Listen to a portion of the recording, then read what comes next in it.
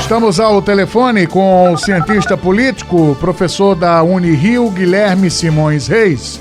E é claro, professor, que a essa altura e logo depois do Carnaval, aliás, o Carnaval foi o grande prepulsor, sem dúvida nenhuma, dessa intervenção militar, né, no estado do Rio de Janeiro. Intervenção na segurança pública. Agora um general vai comandar o governo do estado do Rio de Janeiro no que concerne à segurança pública. E gostaria de um testemunho do professor, ele que é professor da Unirio.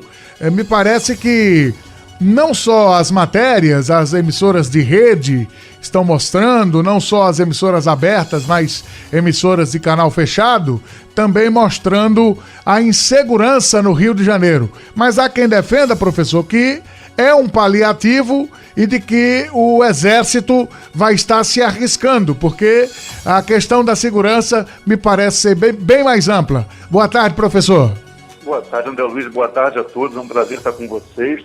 Realmente, eu acho que é uma medida bastante infeliz essa, né? Porque, por alguns motivos.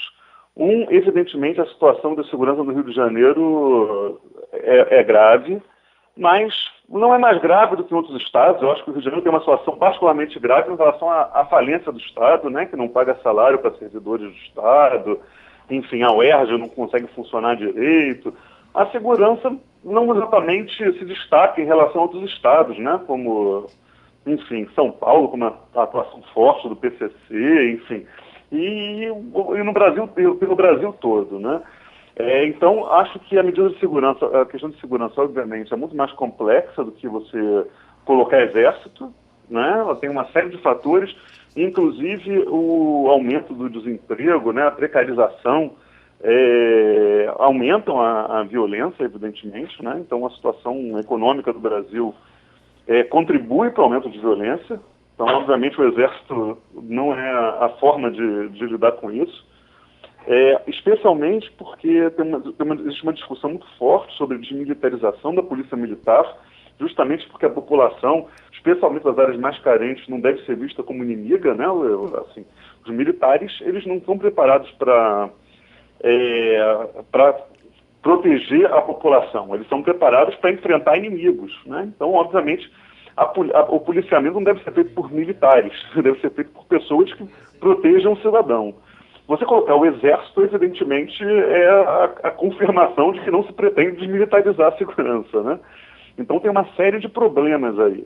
Além disso, se agrava a situação pelo fato de nós não termos um governo democrático, nós temos um governo autoritário, uma ditadura civil, né, desde o golpe de Estado de 2016. Então você militarizar uma ditadura num país que passou 21 anos de ditadura militar é particularmente assustador. Então, não temos motivos para ficar tranquilos, não, do que está acontecendo no Rio de Janeiro, e que pode ter reflexo no resto do Brasil. Além disso, nós temos também a intenção desse governo ilegítimo, né, dessa ditadura civil, de aprovar a reforma da Previdência, que vai basicamente inviabilizar que a maior parte dos brasileiros se aposente, né, ou pelo menos se aposente com um rendimento minimamente decente. Enfim, e essa intervenção federal de caráter militar, na minha opinião, também tem um aspecto de inviabilizar protestos contra a reforma da Previdência. É verdade que, enquanto houver a intervenção, não pode haver nenhuma alteração na Constituição. Portanto, a reforma da Previdência não poderia acontecer durante a intervenção militar.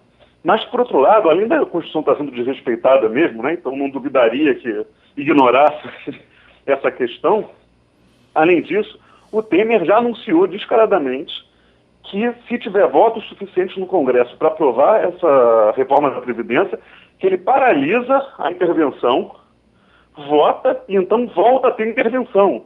Então, claramente parece uma forma de coibir manifestações contrárias à reforma da Previdência. Mas, professor, isso também não seria um outro aspecto? Ele, evidentemente, quando menciona isso, que interromperia a militarização ou a intervenção federal no Rio de Janeiro para o voto, para colocar na pauta, e aí ele precisa de 308 votos em 2 turnos na Câmara para aprovar a questão da Previdência, não seria talvez também uma intenção de desviar o foco, de começar a costurar nos bastidores esta votação enquanto se vai voltar tudo para o Rio de Janeiro? Porque eu vou contar uma coisa para o senhor, eu me lembro bem de um governante no Rio de Janeiro. Sei que o Wellington Moreira Franco não era dos preferidos, também levou muita pancada, mas mais pancada do que Leonel Brizola eu não vi até hoje. Mas confesso que nesses últimos dias, principalmente no Carnaval, o que o Crivella e o Pezão apanharam não tá fácil, né? É verdade, mas convenhamos, tem 2 aspectos aí, né? O Pezão, evidentemente, ele e o Sérgio Cabral faliram o Rio de Janeiro, né? Com muitas isenções a empresas, né? Deixaram o Estado falido e o Estado não está cumprindo suas funções mais básicas, né? Ele não paga, ele deixa de pagar salário dos servidores em várias instâncias, né? A UERJ, como tinha mencionado rapidamente, ela basicamente não está funcionando. Os professores entram em greve, eles não estamos em greve, isso é um lockout. A gente não tem condições de trabalhar, os alunos não têm condição de chegar na universidade. É muito grave a situação no Rio de Janeiro, né, no estado do Rio. A questão do Crivella é um pouquinho diferente, eu acho. Não que ele esteja um prefeito popular e que esteja gerindo bem a cidade, inclusive ele viaja bastante, né? Mas a questão é que ele meio que abriu uma certa guerra contra algumas tradições da cidade do Rio, tá? Então ele fechou a casa de jongo, ele disse que os foliões não deviam beber álcool, umas coisas meio loucas assim.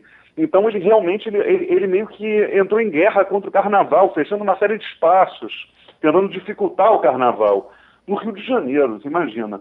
Então houve várias manifestações contrárias a isso. O desfile da Mangueira, por exemplo, né, certamente foi muito menos importante politicamente do que o desfile da Paraíso do Tuiuti, né, que fez uma leitura perfeita do que aconteceu no Brasil, a meu ver.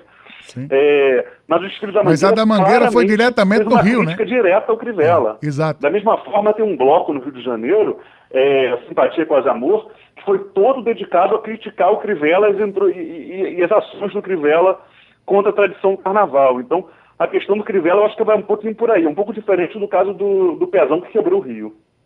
A Mangueira realmente foi direto, inclusive citando, né? Citou nominalmente. Exatamente. Citou o Carnaval nominalmente.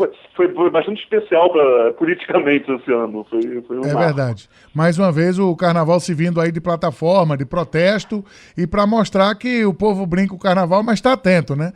Derrubando um pouco essa questão de que o Carnaval ninguém vai reclamar, tá tudo muito bom. Não é bem assim não, né, professor? Eu acho que é importante, né? Porque isso, assim, nós tivemos a população brasileira acontecendo uma série de eventos e ela um pouco perplexa, né? Um pouco apalernada, assim, sem saber como reagir ao que estava acontecendo. Os direitos sendo cortados. Parece que o Carnaval é um canal que os brasileiros conseguem se manifestar melhor, né, do que outros meios mais tradicionais de protesto, me parece. Então, se aproveite esse canal, então, porque o que não dá é para aceitar reforma da Previdência, reforma trabalhista, golpe de Estado, enfim, aumento de desemprego, crise econômica, e aceitar tudo passivamente, né? Então é importante que pelo menos esse meio, que é um meio tão caro à nossa cultura, que seja bem aproveitado politicamente, né?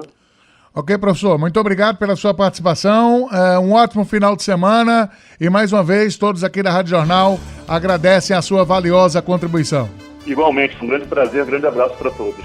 Ouvimos o cientista político, professor da Unirio, Guilherme Simões Reis.